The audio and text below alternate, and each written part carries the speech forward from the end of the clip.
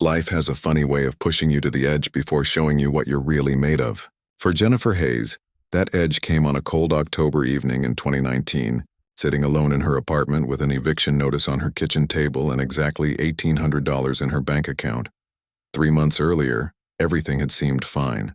She had a decent job teaching elementary school, a small apartment in Portland, and what she thought was a stable marriage. Then her husband announced he was leaving, and somehow in the mess of the divorce, she ended up responsible for debts she didn't even know existed, credit cards in her name that she'd never used, loans she'd never signed for. Her lawyer said they could fight it, but fighting meant money she didn't have. The teaching salary that once seemed enough now barely covered her rent. Her credit score had dropped so low that no landlord would consider her for a new lease. Her parents were gone, and her only sister lived across the country with 3 kids of her own and no extra room. Jennifer had always been the responsible one, the one who planned everything, the one who had her life together. Now she was 34 years old and potentially facing homelessness. She'd spent weeks looking at options. Renting a room meant finding someone willing to overlook her credit. Staying with friends was temporary at best, and she'd already worn out her welcome crashing on couches. Every path forward seemed blocked. The stress had stolen her sleep and her appetite. Her students had started asking if she was okay, which made everything worse because she was supposed to be the adult who had answers. That Tuesday night, after another rejected rental application, Jennifer sat at her laptop scrolling through every website she could find. Craigslist, Facebook Marketplace, random classified sites she'd never heard of. She wasn't even sure what she was looking for anymore. Just something, anything, a miracle maybe. Then she saw it. Posted 45 minutes earlier on a site called Pacific Northwest Classifieds. The headline read, "Tiny house on wheels, $500 must go immediately. $500 for an entire house." Jennifer clicked on the listing, her heart already knowing this was either a scam or a disaster, but her desperation not caring. The photos loaded slowly on her old laptop. When they finally appeared, she understood the price. The tiny house looked like it had survived a war. The white paint was peeling off in sheets, showing gray wood underneath. One window was completely broken, covered with a piece of plywood. The door hung crooked on its hinges. Dark stains streaked down the sides from a roof that clearly leaked. The wheels were rusty, and one of them looked flat. In the last photo, she could see part of the interior, dark and damaged with what looked like mold on the walls. But it was a house. On wheels for $500. The listing description was short. Tiny house, approximately 200 square feet. On trailer. Needs extensive work. Health issues force immediate sale. Serious buyers only. Cash located in Eugene area. Contact Frank. Jennifer looked at her bank account again. $1,800. If she spent $500, she'd have $1,300 left. Not enough for first and last month's rent anywhere. Not enough for a deposit, but maybe enough to tow this broken house somewhere and fix it up enough to live in. She grabbed her phone and called before she could talk herself out of it. A man answered on the third ring. His voice was rough, older, like he'd spent years smoking. "This is Frank. Hi, I'm calling about the tiny house, the one for $500. Is it still available?" There was a pause. "You serious? You've seen the pictures?" "Yes, I know it needs work, but I'm interested." Another pause, longer this time. "When can you come look at it?" Jennifer glanced at the clock. 7:30. "I could drive down tomorrow after work. I'm in Portland. Can you come tonight?" The urgency in his voice surprised her. "Tonight? It's already late. I need to move this thing. If you're serious, come tonight. I'll take $300 off if you can get here before 10 and take it off my property by Friday." $300 off. That meant $200 for a house. Jennifer's practical side screamed that this was suspicious. Her desperate side calculated that she could be there by 9 if she left right now. $200? "And I can take it this week?" "Yes, you bring cash, I give you the title and keys." Simple as that. Nothing about this was simple, Jennifer knew. But she also knew she was out of options. "What's the address?" 40 minutes later, Jennifer was driving south on I-5 with $200 in her pocket and a prayer in her heart. She'd called her friend David, told him where she was going, and made him promise to call the police if she didn't check in by 11. David thought she was crazy. He was probably right. The GPS took her off the highway and onto increasingly rural roads. Streetlights disappeared. Houses became rare. The darkness felt thick around her car. She almost turned around 3 times. But then she thought about that eviction notice and she kept driving. Frank's property was at the end of a long gravel driveway. Security lights blazed on as she pulled up to a small ranch house. Behind it, barely visible in the shadows, she could make out the shape of the tiny house. The front door opened before she could knock. Frank was probably 70, thin and stooped with thick glasses and shaking hands. He looked sick. Really sick. The kind of sick that explained why someone would sell a house for $200 just to get rid of it. "You're Jennifer?" "Yes, sir." "Come on. Let me show you what you're buying so you can't say I tricked you." He led her around the house with a flashlight. Up close, the tiny house looked even worse. The smell of mildew hit her from 10 feet away. The trailer it sat on was old but solid, at least. Frank opened the crooked door and shined his light inside. Water damage covered the ceiling. The small kitchen area had rotting cabinets. The sleeping loft above looked like it might collapse. Mouse droppings covered the floor. Jennifer had never seen anything in such bad shape.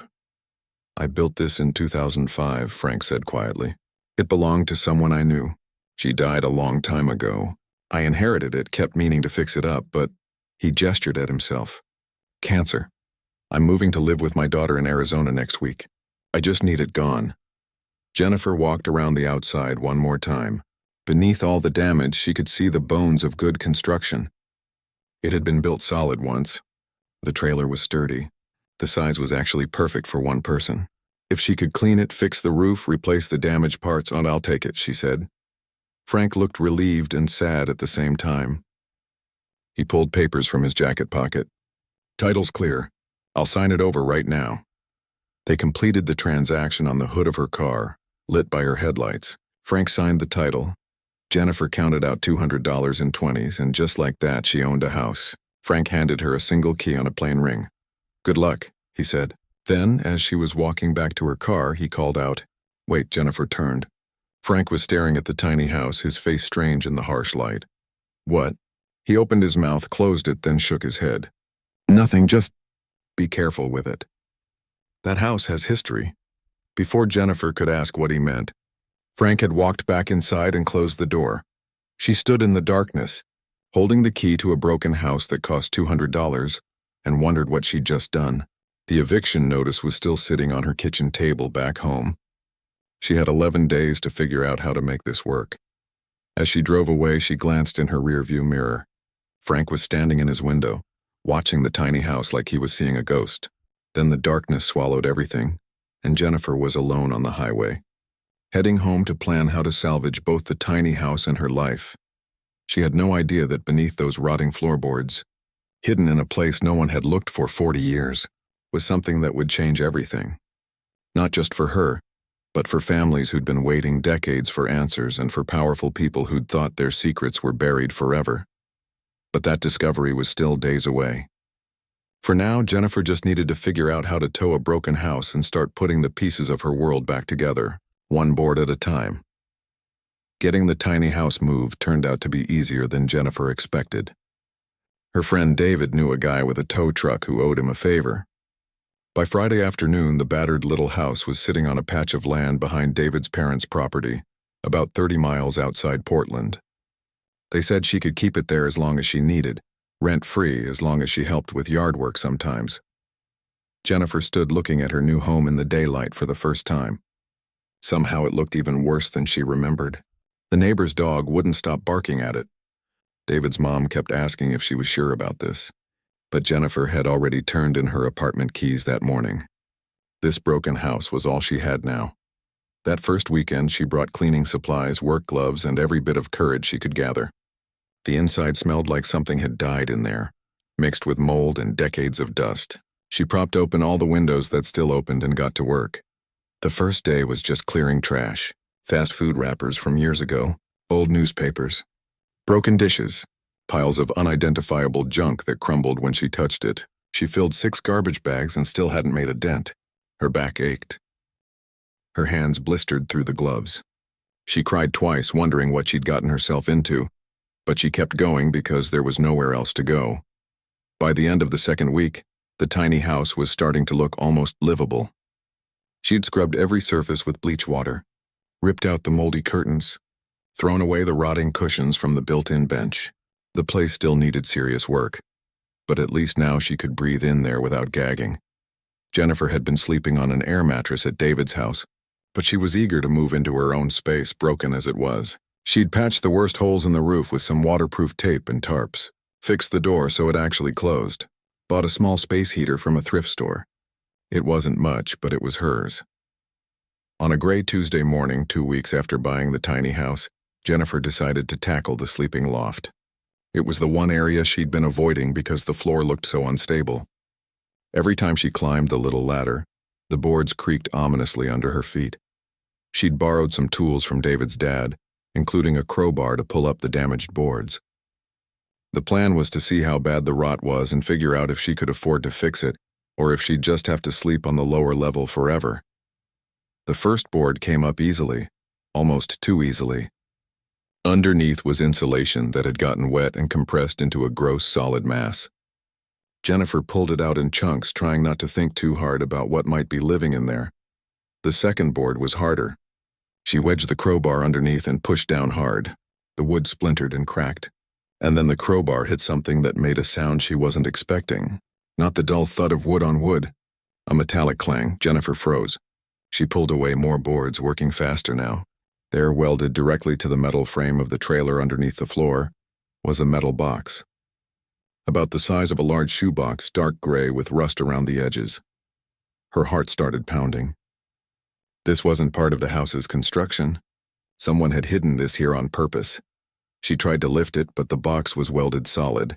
She pulled at the lid, but it was locked with a heavy padlock that had rusted partially shut. Jennifer sat back on her heels, staring at this thing that shouldn't be there. Frank's last words came back to her. That house has history. Jennifer climbed down from the loft and called David. I found something. Can you come over and bring bolt cutters? An hour later, they were both in the loft, taking turns trying to cut through the old padlock. The bolt cutters David brought were barely strong enough, but finally, with Jennifer pushing down with all her weight, the lock gave way with a snap. David looked at her. You sure you want to open it? Could be anything in there. After everything I've been through to get this house. Yeah, I'm opening it. She lifted the lid. Inside was not what she expected. No money, no jewelry, no drugs or anything scary. Just papers and photographs, all brown with age and wrapped in plastic bags that had kept them relatively protected from moisture. Jennifer carefully pulled out the contents and spread them on the floor. There were several newspapers, all from 1982. Yellowed photographs showed a young Asian woman, maybe in her 30s, smiling in some pictures and serious in others, and a leather journal, the kind with a clasp, worn soft with age. What is all this? David asked, picking up one of the photographs. Jennifer opened the journal carefully. The pages were covered in handwriting, small and neat. The first page had a name and date, Margaret Chen, January 1982. She started reading out loud. If you're reading this, then something has happened to me. I need to document everything before it's too late. They know I know. I've seen them following me. Richard thinks he's untouchable because of his family name, but I have proof. I have everything. Okay, that's creepy, David said. Who's Richard? Jennifer flipped through more pages. Margaret Chen had filled the entire journal with entries about art dealers' paintings and someone named Elena Vasquez. There were dates, locations, and descriptions of meetings. Some entries were calm and factual. Others were clearly written in fear or anger, the handwriting getting messier. Words crossed out and rewritten. One entry, dated March 15, 1982, made Jennifer read it 3 times. I've documented everything. The paintings are proof of what they did. I've hidden them where no one would think to look, right under their noses in my little house. If something happens to me, let this record show I tried to expose them. Elena deserves justice. Her family deserves the truth. Richard Ashford will not get away with this. Jennifer looked up at David. She hid paintings. In this house? This house? David looked around at the tiny space. Where could you possibly hide paintings in here? They spent the next 2 hours searching. Jennifer felt along every wall for hollow spaces. David knocked on panels, listening for echoes. They checked under the remaining floorboards, inside cabinets, even inside the small bathroom's medicine cabinet. Nothing. By evening, they were frustrated and exhausted. The journal mentioned paintings multiple times but gave no clue where they might be hidden, if they were even still here. The house had sat on Frank's property for who knows how long. Maybe someone had already found them. Jennifer sat on the floor reading the journal again while David ordered pizza on his phone. Margaret Chen's story was starting to take shape. She'd been an art authenticator, someone who examined paintings to determine if they were real or fake. In late 1981, she'd been asked to look at some paintings by an artist named Elena Vasquez. "Listen to this," Jennifer said. Margaret writes, "The paintings Richard showed me today were forgeries. Excellent forgeries, but forgeries nonetheless. When I told him this, his face changed. He said I must be mistaken. But I'm not mistaken. I've been doing this for 15 years. These are not Elena's originals, which means somewhere there are 12 real paintings worth a fortune, and Richard knows where they are." David sat down next to her. "So this Margaret person discovered an art forgery? It sounds like more than that." Jennifer flipped to another page. She writes about Elena Vasquez dying. "It says here Elena supposedly killed herself, but her family insisted someone murdered her, and right after she died, her most valuable paintings disappeared. Margaret thinks this Richard guy stole the real paintings and replaced them with fakes. Did she go to the police?" Jennifer kept reading. She tried. But Richard Ashford came from money. Old money. His family had connections. Nobody would listen to her. She writes that people started following her. Someone broke into her office. She got threatening phone calls. Jennifer's voice dropped. She built this tiny house to hide, to live off the grid where they couldn't find her easily. They sat in silence for a moment. The tiny house suddenly felt different. Not just a cheap, damaged home, but a hiding place. A fortress for someone who was scared. "What happened to her?" David asked quietly. Jennifer flipped to the last entries. They were from late 1982 and early 1983. The handwriting was rushed, harder to read. Margaret wrote about being followed everywhere, about not trusting anyone. The final entry was dated February 10, 1983. "They're closing in. I know it. I've sent copies of my evidence to Elena's mother, but I don't know if she received them. The paintings are safe. That's what matters. If they find me, they won't find the paintings. Let the truth stay hidden in plain sight until someone worthy finds it." That was it. No more entries. Jennifer pulled out her phone and started searching. Margaret Chen, Art Authenticator, 1983. The results loaded. Jennifer's breath caught. The third result was a newspaper article from March 1983. "Art expert dies in suspicious accident." She clicked on it and read out loud. Margaret Chen, 37, an art authentication specialist from San Francisco, died Tuesday when her car went off Highway 1 near Pacifica. Police say the crash appeared to be an accident, though Chen's family disputes this claim. Chen had recently expressed concerns about her safety to friends and family members. David swore under his breath. She died right after that last journal entry. And nobody ever found these paintings she hid. Jennifer looked around the tiny house with new eyes. They're here, somewhere. She built this house herself, which means she could have built hiding places into it. Secret compartments, places that wouldn't be obvious. She stood up and walked outside, circling the tiny house slowly. David followed her. The sun was setting, casting long shadows. Jennifer tried to think like Margaret Chen. Where would you hide something valuable in a structure like this? Somewhere people wouldn't think to look. Somewhere that would protect the paintings from damage. Then she stopped. She got down on her knees and looked under the tiny house where the trailer met the floor. David joined her with his phone's flashlight. The underside of the tiny house was a mess of rust and old modifications. But there, toward the back, Jennifer could see something that didn't quite match. A panel that looked newer than the rest, or at least different. The bolts holding it in place were a different type than the ones around it. "There," she pointed. "Does that look weird to you?" David shined his light on it. "Yeah, that panel doesn't match. It's like someone added it later." Jennifer's hands were shaking. "We need better tools. And we need to be careful. If there's really something under there." "Paintings from 40 years ago," David finished. "Worth millions, according to this journal." They looked at each other in the fading light. Jennifer had bought this tiny house for $200 because she was desperate and homeless. Now she was possibly standing on top of hidden artwork and evidence of a crime that had gone unsolved for 4 decades. "Tomorrow," she said. "First thing tomorrow, we figure out how to open that panel." That night, Jennifer couldn't sleep. She kept reading Margaret's journal over and over, looking for more clues. The woman who wrote these words had been brave and scared and determined to expose the truth. She'd died trying to do the right thing. And now Jennifer had inherited not just her tiny house, but her mission. The question was, what would she find when she finally opened that hidden compartment? And what would happen when she did? Jennifer barely slept that night. Every time she closed her eyes, she saw Margaret Chen's handwriting, those desperate words about hiding paintings and exposing the truth. By 6 in the morning, she gave up on sleep entirely and started making coffee in David's kitchen. David found her at the table an hour later, surrounded by printed articles she'd found online about Elena Vasquez and Richard Ashford. She'd been researching since 4 in the morning. "You look terrible," he said, pouring himself coffee. "Listen to this." Jennifer pushed a printed article toward him. Elena Vasquez was 26 when she died in 1981. She was this incredible artist, really talented. Her work was starting to get attention from major galleries. Then suddenly she's found dead in her apartment. Police ruled it suicide, but her family never accepted that. David sat down reading the article. It says here she'd just completed a series of 12 paintings. Her most ambitious work. They were supposed to be displayed at a gallery in San Francisco, but they disappeared after her death. Right. And according to Margaret's journal, Richard Ashford had those paintings. He was Elena's dealer. He was supposed to be helping her career. Jennifer pulled out another article. This one's about Richard. His family owned galleries up and down the coast. Old money, connected to everyone who mattered in the art world.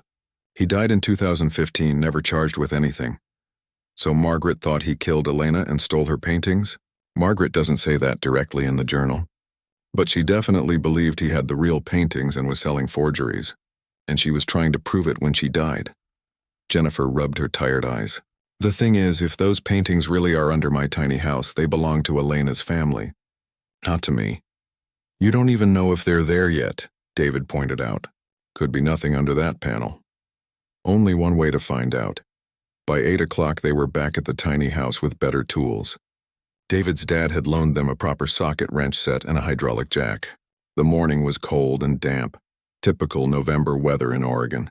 Jennifer's hands shook as she slid under the tiny house on a piece of cardboard. The bolts on the mysterious panel were old and rusty. The first one wouldn't budge at all. David had to spray it with penetrating oil and wait 10 minutes before it finally loosened. Each bolt was a battle. Jennifer's arms ached from working in the cramped space, lying on her back with the underside of the house inches from her face. 2 hours later, they had all the bolts removed. The panel was still stuck, sealed by decades of rust and weather. David used a pry bar carefully, trying not to damage whatever might be behind it. Jennifer held her breath. With a groan of metal, the panel came loose. Behind it was a compartment about 4 feet wide and 3 feet deep, built into the frame of the trailer. And inside that compartment, wrapped in what looked like waterproof material, were rectangular shapes. "Oh my God," Jennifer whispered. "There's actually something here." They worked carefully, sliding out the first package. It was surprisingly heavy, wrapped in layers of thick plastic and sealed with what looked like waterproof tape. David pulled it out from under the tiny house while Jennifer guided it. In the weak morning sunlight, they set the package on the ground. Jennifer's hands trembled as she found the edge of the tape and began unwrapping. Layer after layer of plastic, then bubble wrap, then a final layer of cloth, and then a painting. Even Jennifer, who knew nothing about art, could tell this was something special. The canvas showed a woman's face, but painted in a style that was both realistic and dreamlike.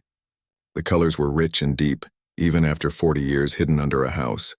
In the bottom right corner was a signature, Elena Vasquez, 1981. "That's really it," David breathed. "That's actually a painting by the dead artist." Jennifer felt tears in her eyes. This wasn't just about money or treasure. This was someone's art, someone's life work.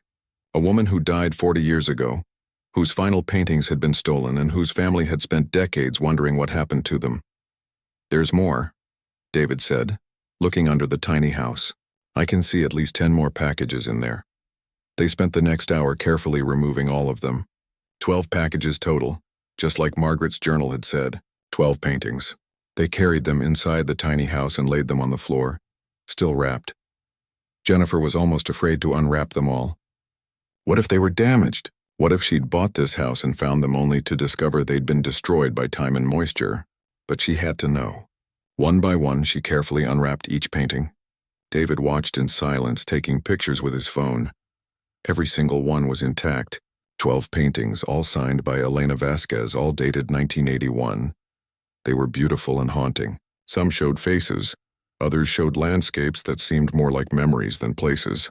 Each one had something that made you want to keep looking at it, to understand what the artist was trying to say.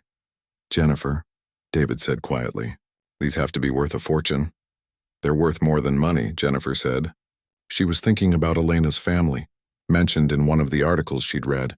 Her mother had died still believing her daughter was murdered. Her brother had spent years trying to get the case reopened.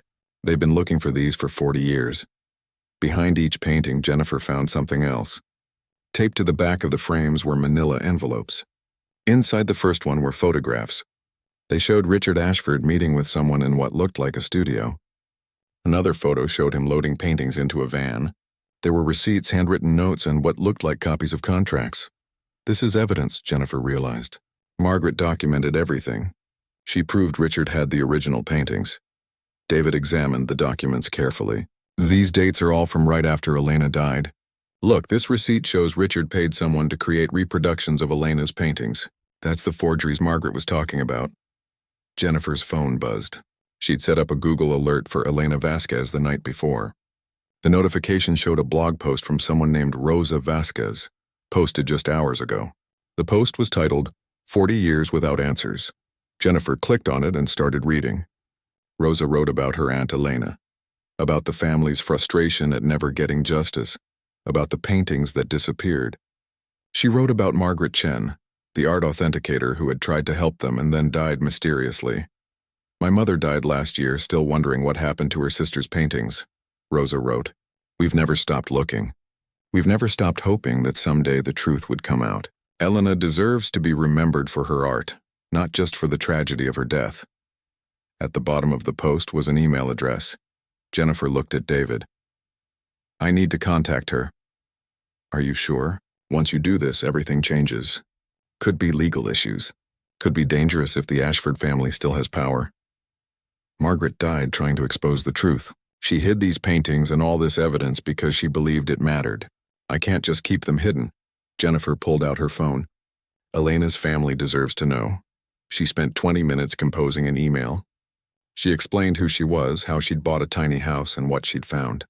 She didn't mention how much the paintings might be worth. She just told Rosa that she had found Elena's missing artwork and evidence about what happened to it. She hit send before she could second-guess herself. "Now what?" David asked. "Now we wait, and we need to figure out how to protect these paintings. If they're as valuable as I think, we need experts to authenticate them." "We need security." Jennifer laughed, a slightly hysterical sound. "I bought a house for $200 because I was about to be homeless. Now I'm sitting on what might be millions of dollars in stolen art." "Not stolen," David corrected. "Recovered." Jennifer's phone rang less than 10 minutes later. "An unknown number," she answered hesitantly. "Hello? Is this Jennifer Hayes?" The voice was older, female, shaking with emotion. "Yes, who's this?" "My name is Rosa Vasquez. You just sent me an email about my aunt's paintings." There was a sob in her voice. "Is this real?" "Please tell me this is real and not some cruel joke." Jennifer looked at the 12 paintings spread across her tiny house floor. "It's real. I have them. All 12 of them. And I have evidence, documents and photographs that show what really happened." Rosa was crying now. "My mother looked for those paintings until the day she died. She knew Elena didn't kill herself. She knew Richard Ashford took them. But we could never prove anything. He was too powerful, too connected. I know. I found Margaret Chen's journal. She documented everything before she died." "Margaret," Rosa whispered. "She tried to help us. My mother always said Margaret was murdered too, but nobody would listen. They said it was an accident. Rosa, I want to return these paintings to your family. They belong to you. But I need help. I don't know anything about art or authentication or how to handle something like this. And if the Ashford family finds out—" "I know someone," Rosa said quickly. "Dr. James Liu. He's an art historian at UCLA. He's been helping our family for years, trying to track down information about Elena's paintings. He's trustworthy." "Can I give him your number?" Jennifer agreed. They talked for another 15 minutes. Rosa explained that she was 67 now, living in Sacramento. She'd been 8 years old when her aunt died. She'd grown up hearing stories about Elena's talent, about the paintings that disappeared, about the justice that never came. "You don't understand what this means," Rosa said. "It's not just about the paintings or the money. It's about people finally knowing the truth." Elena was brilliant. She didn't kill herself. Someone took her work and her life, and they got away with it. Now maybe finally people will know what really happened. After they hung up, Jennifer sat on the floor of her tiny house, surrounded by paintings worth potentially millions of dollars. 2 weeks ago, she'd been facing homelessness. Now she was in the middle of a 40-year-old mystery involving murder, art theft, and a woman who died protecting the truth. David put a hand on her shoulder. "You okay?" "I don't know," Jennifer admitted. "I'm scared. This is bigger than me. What if I mess this up? What if something happens to these paintings?" "You won't mess it up. You already did the right thing by contacting Rosa." Jennifer's phone buzzed again. A text from an unknown number. "This is Dr. James Liu. Rosa gave me your contact information. I'm driving up from Los Angeles tonight. I'll be there tomorrow morning. Please don't tell anyone else about this yet. We need to be very careful." Jennifer showed the text to David. "Tomorrow morning. I guess we're about to find out exactly what we've got here." That night, Jennifer slept in the tiny house for the first time, with the 12 paintings carefully rewrapped and stacked in the corner. She kept waking up, certain she'd heard something outside. Every shadow seemed suspicious. She understood now why Margaret had been so paranoid in her final journal entries. The truth was valuable, and valuable things attracted dangerous attention. But Jennifer had made her choice. Tomorrow, an expert would confirm what she already knew in her heart. These paintings were real. Margaret Chen had died protecting them. And now, 40 years later, it was finally time for the truth to come out. Dr. James Liu arrived at 8 in the morning, driving a rental car with California plates. He was in his early 60s with gray hair and wire-rimmed glasses, wearing a cardigan despite the cold. Rosa Vasquez was with him. She'd insisted on coming, even though the drive from Sacramento had taken her half the night. Jennifer watched them get out of the car, feeling suddenly nervous. This was real now. These weren't just paintings she'd found. They represented a family's 40-year search for answers. Rosa saw Jennifer and immediately walked faster. Before Jennifer could say anything, Rosa had pulled her into a tight hug. The older woman was crying. "Thank you," Rosa whispered. "Thank you for not just keeping them. Thank you for calling me." Dr. Liu waited patiently, carrying a large case. When Rosa finally let go, he extended his hand to Jennifer. "Ms. Hayes, I've spent 15 years researching Elena Vasquez's work. If what you've found is authentic, this is one of the most significant art recoveries in decades." Jennifer led them inside the tiny house. David had helped her set up a folding table where the paintings were laid out, still mostly wrapped. Dr. Liu set down his case and stood very still, just looking at the first painting Jennifer had unwrapped. "May I?" he asked, gesturing toward it. "Of course." He approached slowly like he was meeting something sacred. He didn't touch it at first, just examined it from different angles. Then he pulled out a magnifying glass and a small flashlight from his case. For 10 minutes he studied the painting in complete silence. Rosa stood beside him, one hand over her mouth, tears running down her face. Finally, Dr. Liu straightened up. "This is authentic. This is Elena's work. I'd stake my reputation on it." He looked at Jennifer with something like awe. "Do you understand what you've found?"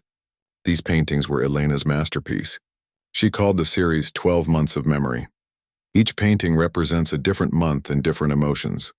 The art world has wondered about them for 40 years. He moved to the next painting, unwrapping it carefully, then the next, and the next. With each one, his excitement grew. Rosa couldn't stop crying, touching the frames gently like she was touching her aunt. "They're perfect," Dr. Liu kept saying. "The preservation is remarkable. Whoever hid these knew exactly how to protect them." "Margaret Chen," Jennifer said. "She was an art authenticator. She hid them here in 1982 and died protecting them." Dr. Liu nodded. "I know about Margaret. The Vasquez family tried to work with her before she died. She told Rosa's mother she had proof about what happened, but then—" He trailed off. "Then her car went off a cliff," Rosa finished bitterly. "The police said it was an accident. My mother never believed it." Jennifer showed them Margaret's journal and the envelopes of evidence taped to the backs of the paintings. Dr. Liu examined each document carefully, photographing them with a professional camera.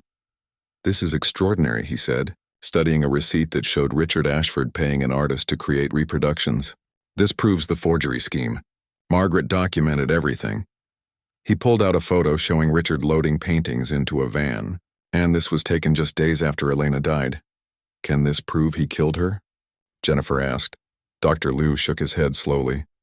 "Richard Ashford died 10 years ago.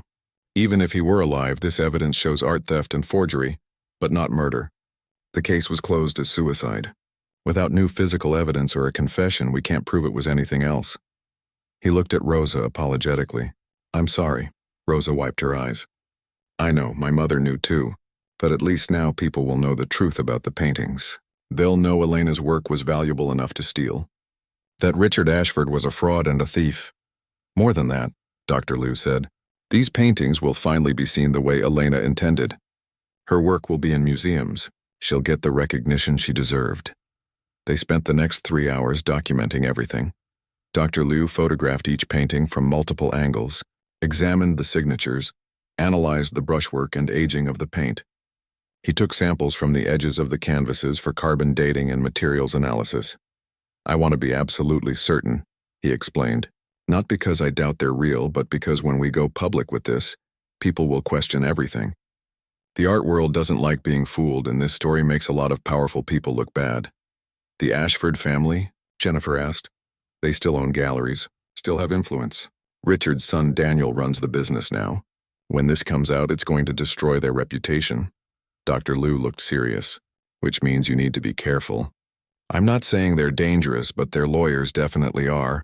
They'll try to claim these paintings somehow belong to them." Jennifer felt a chill. She hadn't really thought about that. Can they do that? "They'll try.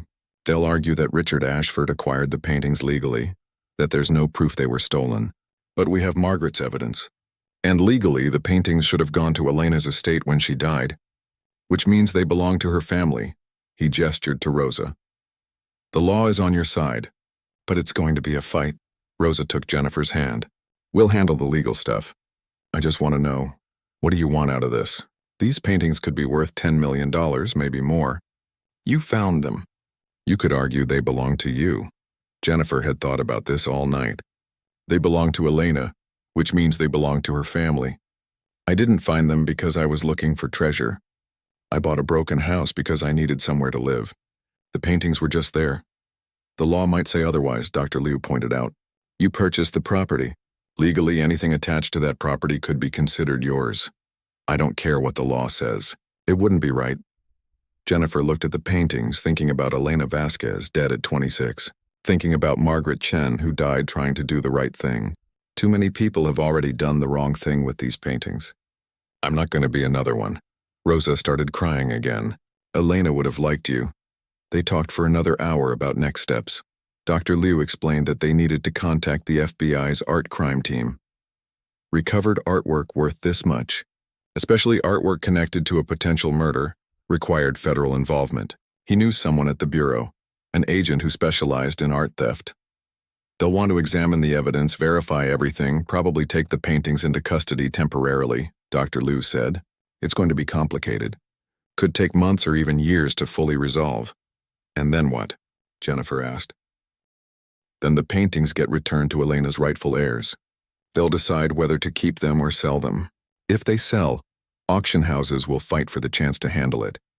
A collection like this with this story behind it? It'll be one of the biggest art auctions in years." Rosa spoke up. "Half of whatever they sell for goes to Jennifer. I don't care if she says no. I don't care what's legal. She found them. She called us instead of keeping them. She deserves half." Jennifer started to protest, but Rosa cut her off. "My aunt was an artist who believed in doing what's right even when it's hard. You honored that. This isn't charity. It's justice. Elena would have wanted it this way." Dr. Liu was making calls while they talked, first to his office at UCLA, then to the FBI. Jennifer listened to him explain the situation in careful, precise language. 12 original paintings by Elena Vasquez. Yes, the Elena Vasquez, authenticated by me personally, evidence of a 40-year-old art theft scheme. possibly connected to 2 deaths in the 1980s. When he hung up, he looked shaken. They're sending someone today. An agent named Patricia Coleman. She's driving up from San Francisco. He looked at Jennifer. This is really happening. By tomorrow, this is going to be national news. The weight of that hit Jennifer. National news. Her face on television. Her name in newspapers. She thought about Frank, the sick old man who'd sold her the tiny house. He must have inherited it from Margaret without knowing what was inside. She wondered if he was watching TV somewhere in Arizona. If he'd see the news and realize what he'd sold for $200. Agent Coleman arrived at 4 in the afternoon, accompanied by 2 other agents and a forensic photographer. She was in her 40s, professional and thorough, with sharp eyes that took in everything. She examined Jennifer's bill of sale for the tiny house, photographed Margaret's journal, and had her team carefully document the hidden compartment under the house. Ms. Hayes, Agent Coleman said after 2 hours of questions, you've done everything right here. You could have tried to sell these quietly. Instead, you contacted the family and brought in experts. That shows good judgment. I just wanted to do the right thing, Jennifer said. A lot of people wouldn't have. Agent Coleman closed her notebook. We're going to need to take the paintings into federal custody for now. They're evidence in an ongoing investigation. We'll give you receipts for everything. Jennifer watched as they carefully loaded the paintings into a secure van. Rosa stood beside her, both of them feeling the weight of the moment. Those paintings had been hidden for 40 years. Margaret had died protecting them. Elena had created them, never knowing they'd become the center of such a long, sad story. What happens to me now? Jennifer asked Agent Coleman. You go back to your life. We'll need you available for questions, and eventually you'll probably have to testify if this goes to court. But you're not in any trouble. She paused. Though I'd recommend you don't talk to the media yet. Once this story breaks, every news outlet in the country is going to want to interview you. Wait until we've secured the evidence and started building our case. After they left, Jennifer and David stood outside the tiny house as the sun began to set. The van with the paintings was gone. The hidden compartment under the floor was empty. Everything had changed so quickly. You okay? David asked. Jennifer thought about it. 2 weeks ago, she'd been desperate, broke, and facing homelessness. She'd bought this tiny house with her last $200, expecting nothing but a place to sleep. Instead, she'd stumbled into a mystery 4 decades old and helped solve it. Yeah, she said finally. I think I am. I think I'm better than okay. She didn't know it yet, but in the morning, the news would break. The headlines would be everywhere. Missing paintings worth millions found in tiny house. The phone would start ringing and never stop. Her life was about to change in ways she couldn't imagine. But standing there in the fading light, looking at the tiny house that had brought her here, Jennifer felt something she hadn't felt in months. She felt like things were going to be okay, not just for her, but for Elena's memory, for Rosa's family, and for Margaret's sacrifice. Sometimes doing the right thing costs you everything. But sometimes Jennifer was learning it gives you everything back. The story broke 3 days later on a Tuesday morning. Jennifer woke up to 73 missed calls and her phone buzzing nonstop. The New York Times had run the story on their front page. Teacher finds missing artwork worth millions in $200 tiny house. By noon, news vans were parked outside David's parents' property. Reporters shouted questions every time Jennifer stepped outside. Her principal called asking if she needed time off.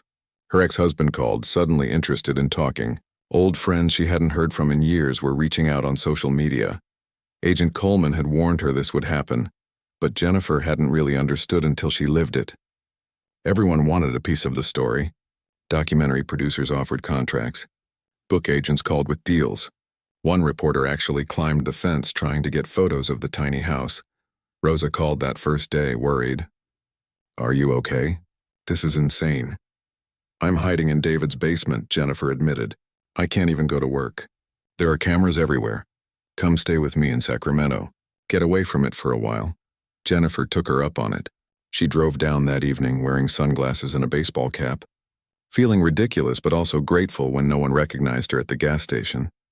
Rosa's home was small and comfortable, filled with photographs of family members Jennifer was starting to recognize. There was young Elena in several pictures, always smiling, always holding a paintbrush or standing next to an easel. She was only 4 years older than me when she died, Rosa said that night over dinner. I remember her babysitting me. She'd let me watch her paint. I thought she was the coolest person in the world. She smiled sadly. My mother spent 40 years trying to clear Elena's name. She died 2 years ago without ever knowing what happened to those paintings. I wish she could have seen this. Over the next few weeks, the investigation moved forward. The FBI examined every piece of evidence Margaret had collected. They interviewed people who'd known Richard Ashford, including several former employees who admitted they'd always suspected something wasn't right about Elena's paintings. Daniel Ashford, Richard's son, held a press conference denying everything. His lawyers called the accusations baseless and claimed the paintings had been legally acquired. But the evidence was overwhelming. The receipts for the forgeries. The photographs of Richard loading paintings into a van just days after Elena's death. Margaret's detailed journal entries documenting meetings and conversations. The art world was in an uproar. Galleries that had displayed the forged paintings for decades were embarrassed. Collectors who'd bought works from Richard Ashford wondered what else might be fake. The Ashford family's reputation crumbled in a matter of weeks. Dr. Liu helped arrange for the 12 paintings to be displayed at a special exhibition at the Los Angeles County Museum of Art while the legal proceedings continued. Elena's work deserves to be seen, he told Jennifer over the phone. The public needs to understand what was stolen from the art world when she died. Jennifer went to the opening. Rosa insisted she come, and she was glad she did. Walking through the exhibition was overwhelming. Each painting had a placard explaining its title and the month it represented. January, beginnings. June, light. December, endings. They were even more beautiful displayed properly, with good lighting and space to breathe. People stood in front of them for long minutes, silent and absorbed. Jennifer overheard a woman telling her friend she was only 26 when she painted these. Imagine what else she could have created. That thought haunted Jennifer. Elena had been so young, so talented, with so much life ahead of her. Someone had taken that away, and even though they couldn't prove murder, everyone who looked at the evidence knew the truth. The legal battles took 8 months. The Ashford family fought hard, but eventually their lawyers advised them to settle. They dropped all claims to the paintings and paid a substantial settlement to the Vasquez family for the decades of fraud. Daniel Ashford shut down 2 of his galleries and sold the family business. In May, almost exactly 1 year after Jennifer bought the tiny house, the paintings went to auction at Christie's in New York. Jennifer flew out with Rosa and Dr. Liu. She'd never been to New York before, never imagined she'd be sitting in an auction house watching millions of dollars change hands. The bidding was fierce. Museums wanted them. Private collectors wanted them. Each painting sold for more than the last. When the final hammer came down, the total was staggering. $11.3 million. Rosa kept her word. After taxes and legal fees, she insisted on splitting everything with Jennifer 50-50. Jennifer's share was $4.5 million, $4.5 million, for buying a tiny house for $200 and choosing to do the right thing. The money hit Jennifer's account on a Wednesday in June. She sat in her tiny house, which she'd finally finished renovating properly, and just stared at her phone. The number didn't seem real. She kept refreshing her banking app to make sure it was really there. David found her sitting there an hour later, still staring. "You okay?"